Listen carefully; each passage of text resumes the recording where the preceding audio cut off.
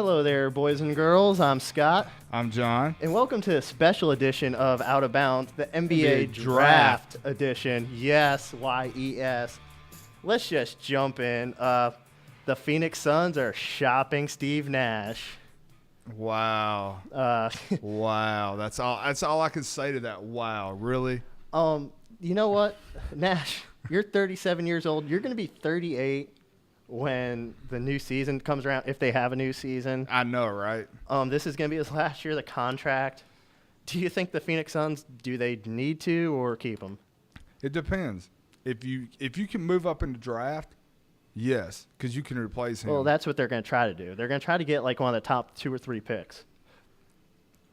I just don't know. He's been Mr. Consistent still in his career. Let's face it. Yeah, for an old man, I mean, he's still quick as all can be, and he's still a very valuable point guard. If I had to ask you right now, would you take here in Charlotte? Would you take Steve Nash or Jason Kidd as your starting point guard? What's your answer? Yes. Steve Nash. Well, I'm just saying either one of them. Even both of them being 38. Jay Kidd's 38 too. Yeah, they're still get it done. Jay Kidd just won a championship. Let's face it. Yeah, but what Phoenix is trying to do, they're trying to trade up so they can get their own homegrown talent in Derek Williams, who went to Arizona, who got beat by UConn in the tourney. But that's a whole nother story. How UConn's great. But do you think if they can get Derek Williams? Do you think they could win without Nash? No. Who do you have to play point guard? If you get a big man to play the 4 or the 5, it's a common theme in the NBA. You have to have a guard. But if you can trade for a pick and maybe a late first rounder, if you can find a team that has 2 picks or maybe an early second, a low first and a low second. I mean, because you can get a young player, a young point guard for him that you can develop. Think about this. Just popped in my head. Just like lightning struck it? Yes. Think if you trade that pick, you trade up, you trade Steve Nash, and you get a higher pick, and then you still get another first-round pick or early second-round pick, go pick up Nolan Smith from Duke.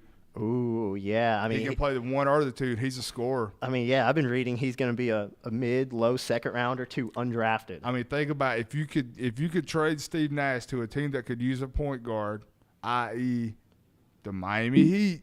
Yeah. Package you some young players to come off your bench too, move up or get another pick. I know they don't have a high draft pick, but I'm just saying if you could get a 3-team trade, because there may be another team who they may not necessarily want Nash, but you could maybe get a third team involved. Or actually, you don't even have to go in the draft. You can maybe get a Mike Bibby for a few years. Exactly. I mean, he's still a viable point guard. I mean, he's a good shooter. I mean, he's not as quick as he used to be, but he's still a floor general. I mean, he's in his early 30s. He's still got some tread on the tires. He could fill it for 2 years. You get 2 good years out of him. After about 2 years, you probably wouldn't really want to sign him to a long-term deal. Lord, no. But, again, if you could get 2 years out of him for a transition phase to work with Williams and then come back next year.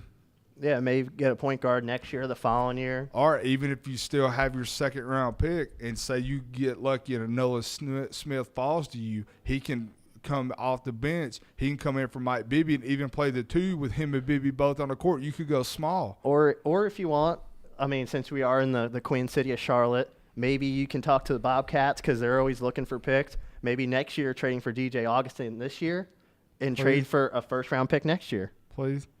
Can we do that? I will take Steve Nash and another draft pick, please. Thank you. That would be nice. Yeah. Exactly, because we need depth here. Let's face it. Yeah, but what's with point guards? Because Tony Parker's getting shopped around now.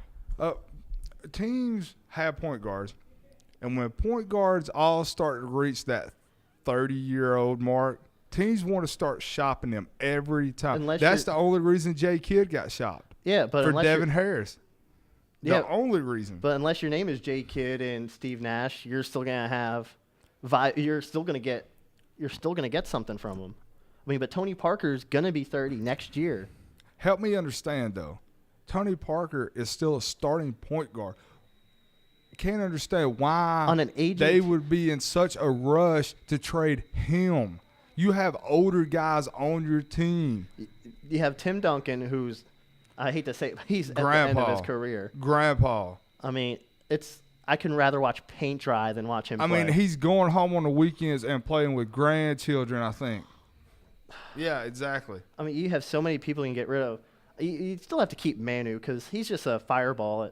I mean, he's over 30, but he's kind of a fireball. He's like a igniter for them. Well, you have to because Manu can either start or he's your sixth man off the bench. Either way you play him, you know what you're going to get night in, night out. Yeah, you're going to don't get rid of him. You have George Hill, who a lot of people feel like could step in for Tony Parker given another year in the league. Yeah, I guess that's what they're banking on is George Hill being their starter as of this year, as of the 2011-12 season. I would hold on to Tony Parker at least for one more year. Give George Hill another year. Let's see him put 2 years back to back together like the year that he had last year. Because we've seen so many guys in the NFL, the NBA, have one season where they look pretty good. They go sign a big contract. The team trades away a bunch of people thinking they're a superstar. Then it doesn't work halfway through the next year. Well, that's how the Mets do it in baseball. Exactly. I know you know how that works. I mean, let's face it. Jesus. I know how it works as a Redskins fan. It never pans out for 1 year. It never pans out. No. Snyder just thinks they're going to have a great season, signs him to a Hall of Fame deal. Snyder thinks just because I pay somebody big money, it means they can play or they can do the job right. That's not the case. Why are we talking But football? we digress. Yeah. We digress. Okay.